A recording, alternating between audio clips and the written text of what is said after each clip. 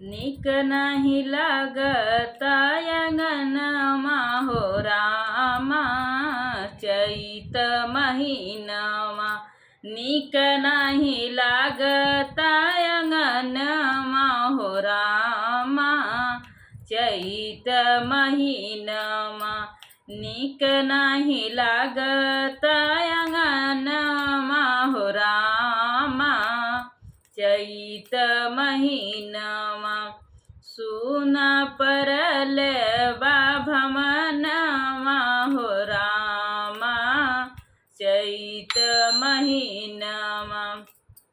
सुना परल बाभमनमा हो रामा चैत महीनमा। नीक नाही लागता अंगनमा हो रामा चैत महीनमा। नीक नाही लागता अंगनमा हो रामा चैत महीनमा।